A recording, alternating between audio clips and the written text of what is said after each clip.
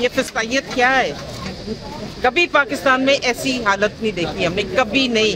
75-76 साल हो गए, कितने हो गए? 76 साल में इतनी फिस्तायत नहीं देखी। और मोहसिन नकवी साहब, वो तो मुझे लगता है हिटलर के छोटे भाई हैं, शायद बड़े भाई हों, क्योंकि उससे वो हिटलर से भी 10 कदम आगे निकल गए हैं। अच्छा बताइएगा, खान साहब के साथ साथ शाह साहब की पाबंदी भी लग गई है मुलाकात पे, तो आपकी फैमिली भी नहीं मिल सकी?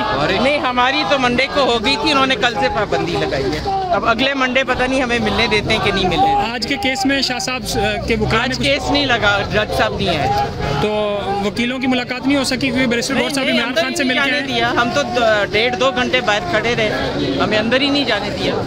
फिर हम इधर आ गए क्योंकि हमने हाई कोर्ट आना था, फिर हम इधर आ गए। अच्छा ये बताइएगा कि शाह साहब की फैमिली ये पहली बार ये बड़ा मुश्किल फेस देख रही है, आप भी कभी कम ही अदालतों के चक्कर आपने लगाए, कैसा वक्त है? लगाए, काम की तो बात ही नहीं है, कभी भी अदालतों के चक्कर। एक दफ़ा गई थी कचहरी, वो भी कोई सक्सेशन सर्टिफिकेट बनवाना था तो उसके लिए गए थे। ये तो हमने तो कभी अदालतें देखी नहीं। शाह साहब की सियासी सफ़र एक बड़ी तारीख है, और उसके बाद ये मरहला जिसमें आपकी फैमिली और उनके लिए अदालतों में जा रही है, बड़ा मुश्किल करना पड़ता है ना भाई।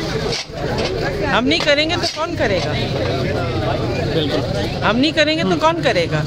मुल्क के लिए लड़ना तो है ना जी। और हम सिर्फ उनके लिए नहीं कर रहे हैं, हम पाकिस्तान के लिए कर रहे हैं। ये हमारा मुल्क है, ये इनका नहीं है। ये जो आए हैं ना फॉर्म 47 के ऊपर, ये उनका मुल्क नहीं है। उन सब की जायदादें बाहर हैं, उन सब के पैसे बाहर हैं। हमारे हर चीज़ इधर है, हर चीज़ पाई इस पाकिस्तान में है, और हम इस पाकिस्तान के लिए लड़ेंगे।